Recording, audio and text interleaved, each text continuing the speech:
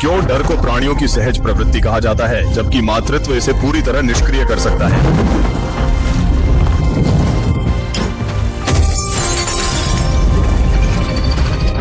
रुको, मेरी बेटी से दूर रहो।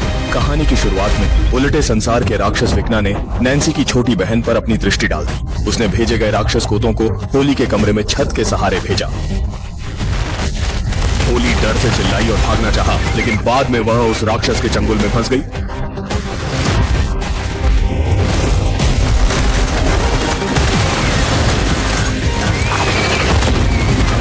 उसे उलटे संसार में घसीटने की कोशिश के दौरान जूते निकालने के उस सहज प्रतिक्रिया से वह चमत्कारिक रूप से बच निकली और अपनी मां के स्नान गृह की ओर भागी। क्या हो रहा है बच्ची? बच्ची, तुम क्या कर रही हो? जब उसने घबराई हुई बेटी को घर में राक्षस होने की बात कहते सुना, तो उसकी पहली प्रतिक्रिया यही थी कि ये शायद बेटी के मस्तिष्क की कल्पना है। लेकिन जब उसने बेटी के सिर के पीछे गर्म खून और राक्षस की छोड़ी हुई गाढ़ी लकीरें देखी, तभी वह मां सचेत हुई कि बेटी जो कह रही है वो एक भयानक सच है। तभी प्रकाश तेजी से चमकने लगा। यह उल्टी दुनिया में वास्तविकता के प्रवेश का प्रतीक था।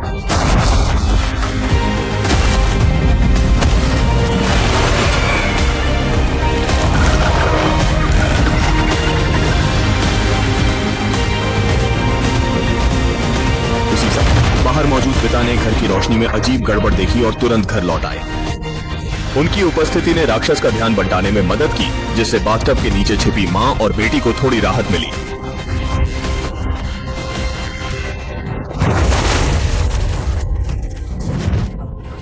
पिता ने बेसबॉल बैट से राक्षस का सामना करने की कोशिश की, लेकिन राक्षस ने एक झटके में उन्हें बेहोश कर दिया। इस छोटे से मौके का फायदा उठाकर मां ने होली को नीचे की ओर ले जाने की कोशिश की, लेकिन राक्षस ने दूसरे समयकाल के लाए अव का उपयोग करके अचानक उनके सामने प्रकट होकर उनकी सारी राहें बंद कर दी। इस निराशाजनक स्थिति में मातृत्व ने अपनी सबसे चमकदार शक्ति को प्रकट किया। बिना किसी हथियार के मां ने शराब की बोतल को तोड़ा और पूरी ताकत से टूटे हुए बोतल के धार को राक्षस की ओर धंसाया। यह सामान्य मनुष्य की अद्भुत मां की भावना से भरा युद्ध भले ही राक्षस को हराने में असफल रहा, लेकिन यह बेटी को एक जीवन रेखा देने का मौका लेकर आया। जब नैन्सी, 11 और अन्य जल्दी से घटनास्थल पर पहुंचे, सब कुछ खत्म हो चुका था। घर पूरी तरह बर्बाद हो चुका था। माता पिता खून के पूल में पड़े हुए थे और छोटी होली को राक्षस उठा ले गया था। उलटे संसार की ओर जाने वाला लाए और धीरे धीरे बंद हो रहा था। इस दृश्य को देखकर 11 बिना कोई हिचकिचाहट उस संकुचित लाए आव में कूदकर अकेले ही होली को बचाने की यात्रा पर निकल पड़ी।